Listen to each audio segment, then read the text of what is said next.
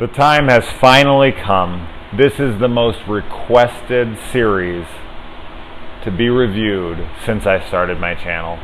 What's ironic about it, and what's going to be rare about this being on YouTube or on the internet, is that this is my favorite horror movie series. And I know when people hear that, they're like, what does that mean? Does that mean you like it more than Halloween? As a series, absolutely. Do I like the first Saw more than I like the first Halloween? No. That is not a series. So, as a series, I think this is the best, rounded series. Every entry is something that I really enjoy or outright love. So, and I know I am in the minority on that. Holy shit, am I ever. It's incredible how many people hate this series, which is funny to me because it did so well financially. So people were going to them, but it's very difficult to find people who are like, I love the series. You'll get a lot of people who, I love the first one, or even the first three. Then they're all shit from there. Okay, I disagree. I think this series is so damn fun. The fact that, and this is kind of what I tell people, and this is what blows me away about this, because if you've watched my channel enough, you know how much of a continuity whore I am. That's what I always refer to myself as. This series had almost zero intentions. I think when they wrote the first one, they had no intentions of a sequel. The fact that they were able to release a sequel every single year for 6 years after this, like 7 films altogether, 6 years in a row, one after the other, and for it to actually feel like it went together and that it was almost pre-planned, I don't think people can even comprehend how difficult that is. Like, to write a movie, to cast it, to shoot it, to get the budget, get all that stuff, edit, music, special effects, all in a year, each one of them, and every one of them has to connect to the last, and the way they interconnected everything, and they brought back sets, and they brought back actors, and they brought back actors just to play dead bodies, so that it would be like cohesive, so that it would all look like one thing. That's fucking incredible. I don't think people will give this series anywhere near enough credit for something like that. I love this series for so many reasons, but the attention to detail. You can tell the same people, the same crew, all that worked on all of these. Because it feels like when you watch them back to back, I don't know how many of you have done that, it flows so damn well. It's crazy. It does not feel like something that was written one at a time. I think that once they got to I think maybe they wrote, I know they wrote 4 through 7, like Marcus Dunstan and Patrick Melton wrote 4 through 7, like they had it mapped out. There's things in 4 that ended up in 6 and so on and so forth. Like they had that kind of planned out. But when Leigh Whannell and James Wan were writing this, I do not believe they had any intention of a sequel. And Darren Lynn Bousman, who directs the second one, he had written a different script altogether and was trying to get it made, and it was turned into a sequel, a Saw sequel script with Leigh Whannell. He came in and he tweaked it with him so that it would fit, which is just incredible to me. So anyways, let's talk about the movie itself, because Jesus Christ. Now this is one I know that most people love, the original Saw. I saw every Saw movie opening night. I did not see this the midnight release because it just didn't work out. I actually saw this with my mother, which is hilarious. And then I saw it with my dad, I think, the next day or like a couple days later. It was sort of That's like the last. I don't want to say that's like the last time I saw my mother. Actually, maybe if not one of the last times. So now this series kind of has like a fanfare, like Star Wars does, like 20th Century Fox. Dun, dun, dun, dun, dun. You know, like that opening where you're like, oh shit, here it comes. A long time ago in a galaxy far, far away. Like that has this going in it, and every time it's exactly the same. You know, you get the Twisted Picture logo and the freaking thorns and whatever, and they wrap around and then they shoot off, and then it's like Twisted Picture presents, and it's like, you know, a Berg, Coles and Hoffman production, and then it just like does that flash in, shows you a little something, and then shows you the fucking title. I love it. I love that stuff. And even like this, like if you look, I don't have them all down here right now, but like as they were releasing the DVDs, like they made them look the same, so they like go together. It's awesome. I love that stuff, man. I love it. Just, I don't know. It just makes me think they give a shit. Like, I hate when fucking movies ignore previous installments. I hate when they don't make DVD releases from series look the same when they were released together. Like, I love this kind of stuff. Everything about this series is just awesome to me. So anyway, this is James Wan and Leigh Whannell's first film. They kind of just went from here and took over horror with Insidious and The Conjuring, and then of course they've made their own films on their own as well. They've also made, you know, Dead Silence and Death Sentence and stuff like that. Leigh Whannell went off and had a pretty good career. He just recently did that Upgrade movie, and James Wan is currently doing Aquaman. So they have all sorts of different things going on, but horror really is their original wheelhouse and something that they always kind of fall back to eventually, and they're fantastic at it. I am a big fan of pretty much everything that they've touched.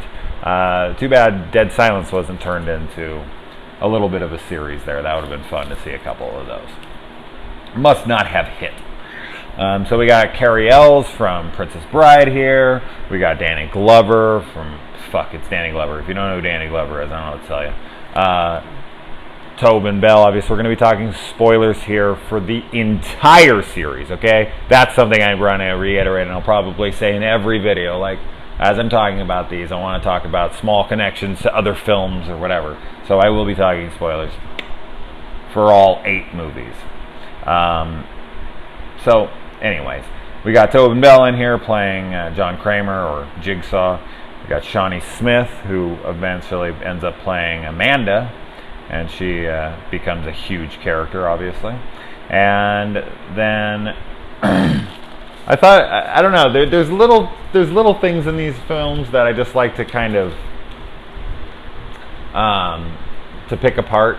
And I think that one thing that you won't even notice is when John Kramer, Jigsaw, whatever, lays down on the ground, because before he sets this trap up, which we get to see him set the trap up in part 3. Right before he lays down, he decides to look over in Adam's direction, as opposed to, because he books front row seats, as they say, to his own sick little games, and he faces Adam, which makes perfect sense because he was Dr. Gordon's patient, and he may recognize him. So he doesn't want that, so he puts his head away from him. It's something super, super subtle, but it makes perfect sense when you think about it. Like, why did he just choose to look at Adam and not Lawrence? You know, so I just like little subtleties like that throughout the film. And so, let's see. I find it ridiculous that it dawns on Lawrence or Dr. Gordon so late into this, of like, who could possibly be doing this. Like, he was up he was a suspect in the Jigsaw murders, and he listened to Amanda's story, and it took him like an hour to be like, I think I might know who's doing this to us. It's like, really? Just now you're thinking this? It would have been the first thought to come into almost anybody's brain. So I find, especially a brilliant surgeon like him, come on, no fucking way. The tape recorder becomes a character in its own. I mean, there's so many reoccurring elements throughout the Saw series, which I just love. I love that they just kind of have those similar themes. They have those similar, elements, props, whatnot. And the tape recorder, I want to play a game. Billy the puppet, the little puppet on the tricycle. Everyone calls Jigsaw, but Billy the puppet.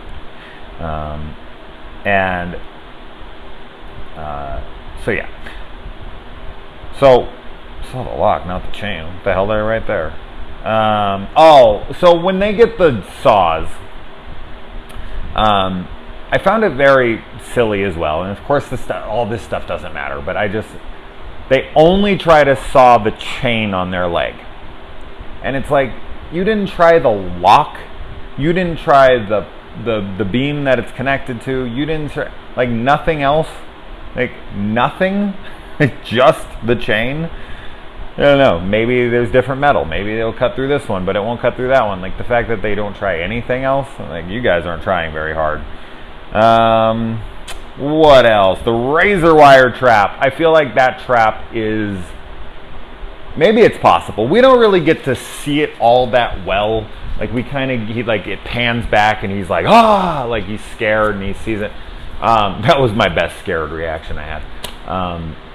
But it just seems like when he's in it and he's like falling over and he's dead on it, it seems like it would be impossible to navigate. But I'm guessing you have to like go up and under and around and over, and it's just this little maze.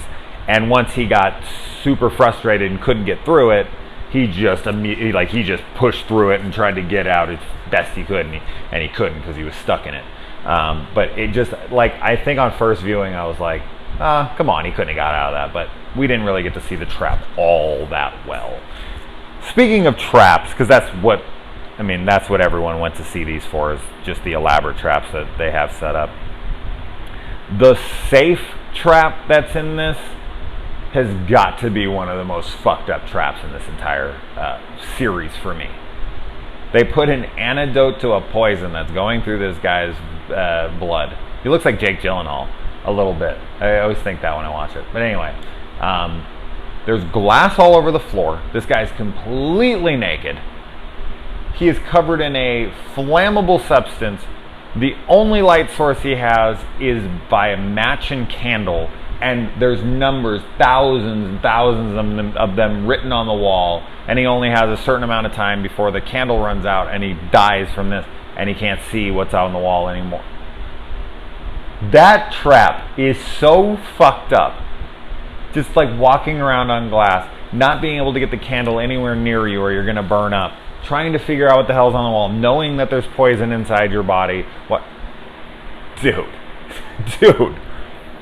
It's so fucking evil. It's so fucking evil. There's literally an impossible amount of combinations. Now, of course you could argue, there's so many things that you could start to sit down and argue, like, oh, well, Jigsaw's never killed anybody. Okay. There's certain traps that are much easier than others. Okay? Like Amanda's reverse bear trap, which is the most iconic trap in the entire series. It's the one everyone remembers. It's the first one. It's the big one. I mean, yes, she has to do something horrible. I'm not saying that part's easy. Psychologically, it's not easy at all. But I hate to say all she has to do because it's so fucked up, but all she has to do is cut this fucking dude open, grab a key and open the thing up. That's it. Finding numbers on the wall is near impossible. I mean, you have fucking probably as good of a chance as winning the lottery. So then it just comes down to luck. It doesn't come down to the human desire to survive so much. Yes, you have to persevere, and you have to try really, really, really hard to get this combination. Because you have to walk over the glass, and you have to make sure you don't burn yourself, and you have to keep relighting the freaking thing without burning yourself. Of course, he ends up burning himself, like he would. Eventually, it would get too close, and boom. the fumes would catch something. But that one's so fucking unfair. And we're not talking about later installments here, like when Amanda and Hoffman and people like that get into the mix. Because their traps, like that's the whole point of that, is like their traps are unfair. Their traps are unwinnable. And we're going to see one of those in part 3 coming up. I'm thinking I'm on 2 because I've watched 1 and 2 now. But with the dude with the fucking thing through his jaw, like it's impossible. He's fucked. He can't get out of the room. And where the hell could he have went anyways? Even if he got out of there, the room was completely sealed. So yes, later on, once it becomes not Jigsaw's traps, they are death traps. There's nothing they can do. Carries, freaking rib separator thing. There's so many that are impossible to get out of. But this one seems pretty much impossible. It's not a guy trying to cut through his eye to get the key and he just doesn't have the fucking gumption or the nerve or the ability to cut into his ocular cavity. Like, that's his choice. I mean, who the fuck could? I'm not saying anyone really could, but I don't know. The writing on the wall one, because it's not like, it's a puzzle, yes, but dude, it's fucking impossible. It's impossible. It's fucking impossible. It's pure luck, and that's not, I don't know. But it's a great trap. It is messed up beyond belief. Yeah, anyway. Let's see. Where was I? Amanda's story, as I said, is iconic as fuck. And the fact that she says he helped me at the end. I love that mentality. Like, I love that we kind of get to see, and that's preemptive for part 2 when she becomes an accomplice. Like, she believes in his methods. And that goes even later into when she meets Jill Tuck and she's being introduced and she's like his proof that this works. So I like that that's there because it shows the mentality. It shows that certain people might be like, this is effective therapy. Like, fuck going to doctors, fuck going through rehab and fuck all that. Like, this shit is the only thing that's gonna save me. Let's see. I want to play a game. I mean, I think I said that. I think I already said that. But yeah, I mean, that's another staple of the franchise and another extremely iconic thing. As you can see here, everybody always asks what this mask is, but that's a Jigsaw mask. In case I should probably turn it towards the review. But there you go. Got my Jigsaw mask. I don't really have much Saw stuff. I have the Saw video games. But I don't have that Saw Rebirth comic, which I'd love to get my hands on. And I don't have like a Saw shirt or anything. It sucks because I love this series so damn much. Zepp. Zepp's an interesting character because Zepp is being forced to do this because he has poison coursing through his veins. Like, so many of these people. But he's into it. He gets off on it. Like, he's not forced to do anything terrible to these people while he's watching over them, like Dr. Gordon's family. But he decides to take a stethoscope, put it up to the mom and the kids' hearts, and listens to their heartbeat while he waves a gun in front of their face and then puts a gun to her daughter's head and listens to the reaction physically inside of her body of her heart speeding up. It's so fucking evil. It's crazy. He's like getting off on her fear of her child dying. That's fucked up, man. That's seriously some dark shit right there. That's some of the darkest shit in this series. And that doesn't even come from Amanda or Hoffman or Jigsaw or anybody, or Dr. Gordon himself when, once he's revealed. Like, come on now. It's fun. Zepp's crazy like that. Like, that's an interesting character to me. Now, Tap becomes obsessed with Dr. Gordon. He can't let it go after Singh is killed by Jigsaw in that shotgun trap. And he slits his throat, which I'm not sure what he was trying to do when he figured out the K2K thing and the fire alarm and where it went off, because they only have 4 blocks of territory. Like, I'm not sure why they covered that guy back up and all. He's like, come on, I want to see who it is. It's like, you're gonna see who it is. Like, you're gonna see how, like, doesn't matter. He's already killed tons of. I don't understand that part. And then once he's like backing away and then he activates the trap and all that, it's like, just shoot the fucking guy. Or like, you know, do something to incapacitate him. Like the fact that he just keeps looking over, it's silly. It's part of film. It's just what you have to do. But I'm not really sure what Tap's, idea was there, what he really wanted to do with that, but it is what it is. And by the way, for anyone who hasn't played the video games, Tap does survive if you consider the video games canon to the franchise. He does survive, and he's put into his own game in this big freaking like abandoned hospital, I think, if I remember correctly. It's been so long since I played it, but it's a very cool game, and it even has a sequel, which I've actually never played, weirdly, so I don't know what that's about. I should look into that before I do the next review, in case it has something to do with part 2. Let's see. Where are we? And Tap outsmarts Jigsaw. I mean, that has got to be the only time that happens in this entire franchise. I can't think of anyone else who like outsmarts Jigsaw. Or I don't know if he so much outsmarts him as he finds a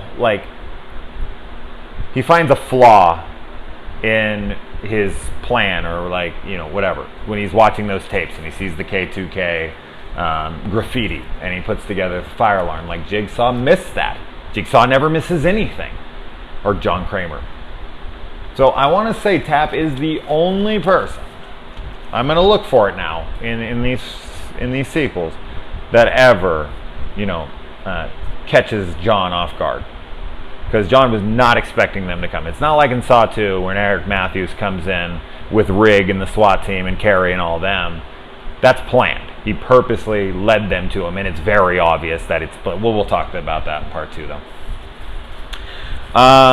And there's a lot of clues here that the dude in the middle of the room is alive. I know a lot of people like to boast, like, oh, I knew he was alive the entire time. Yes, it might be something that flashes through your mind, but come on, that was a great twist.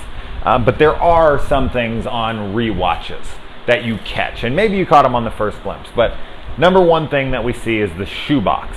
He has the whole thing set up, the bathroom trap is set up in a shoebox. And if you're looking closely enough, you can see a dead body right in the center of the room in between Dr. Gordon and Adam. Adam is obviously played by Leigh Whannell, the writer of this film, and the director of Insidious 3 and Upgrade and all what I just referred to. So for someone who doesn't know that for some reason, yes, that is the writer.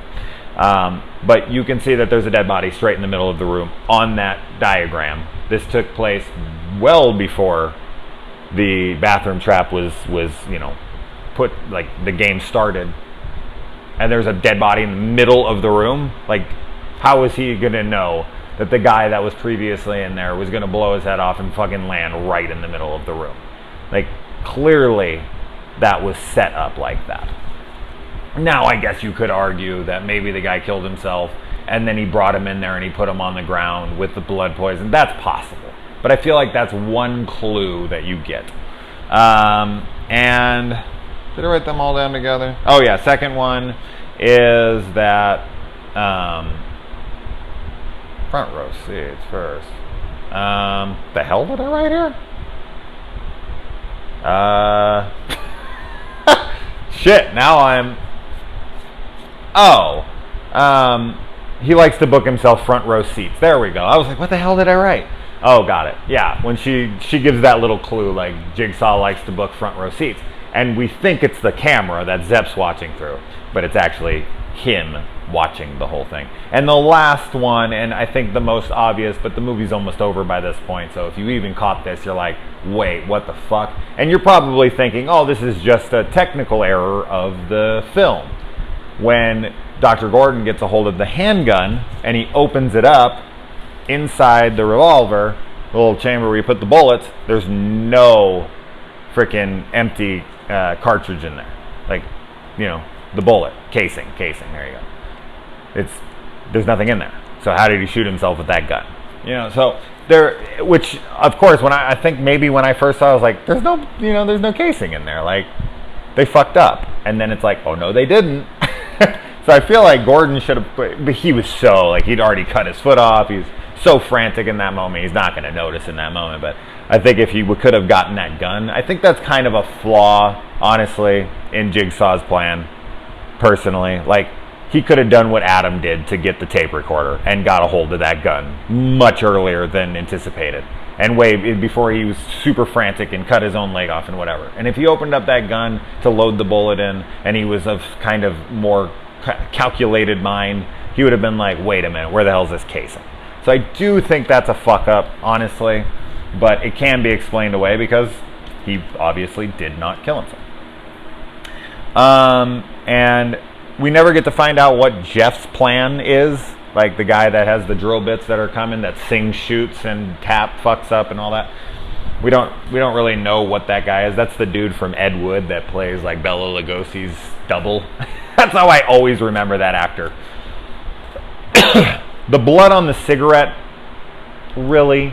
The fact there was 2 cigarettes, that's very convenient. Maybe it's like, hey, we'll smoke one together.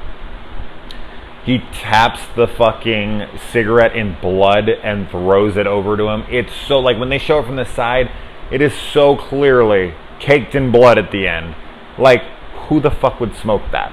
That is so dumb. That is so dumb. No one would ever fall for that. What, Adam's just gonna, like, blindly put it in his mouth without looking and then smoke it?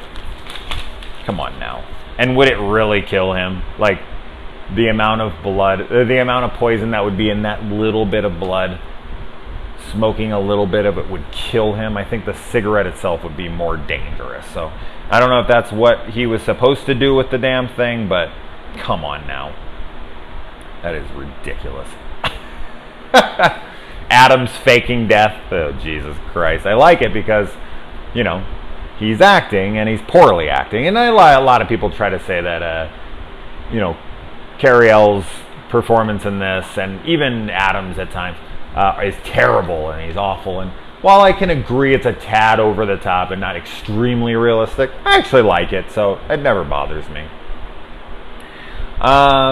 And then, having your kid held hostage and then getting the phone call and being on the phone, oh my God, how much did that fuck with your head? So they make Dr. Gordon's wife call in to stir the pot, like, don't believe Adam's lies. And then we find out that Adam's been following him around the whole time, which I feel like is super, super stupid information to keep from Gordon at that point. Like, why? Because he doesn't want to look like he did it? He doesn't want to be the bad guy here? Like, I get why he hides the picture of his family, because he fucking just doesn't have the nerve to give it to him because he feels so bad about it, whatever. But not telling him that someone paid him to follow him around, and he's like pushing Gordon, and when Gordon says, like, I think I know who it is, he gives him so much shit. What a hypocrite. I'm not saying it's not possible. It is. Like, he's so fucking full of shit, and he's constantly, bashing Gordon for being full of shit. That's like kind of like, you can smell your own pot, kettle black kind of thing. Now, the whole Dr. Gordon cheating on his wife thing, this is interesting to me. Because Adam is following him around when he meets that Asian frickin' resident or whatever that he's showing around the hospital, a doctor to be. And when Adam accuses him of cheating on his wife, he's like, I did not cheat on my wife. But 5 months previously, he was in an interrogation and he had to go to his lawyer, and he's like, well, where were you? And he was like, I was visiting someone who wasn't my patient. So what? He had another near affair there too that he didn't pull the trigger on? Like, how many times has he set up an affair? Is that what he was doing? I mean, that's the only thing I can think. That's what they're alluding to. Like, I was visiting someone that wasn't my patient. Like, what the hell do I do? And it's like, you bite the bullet, like he says.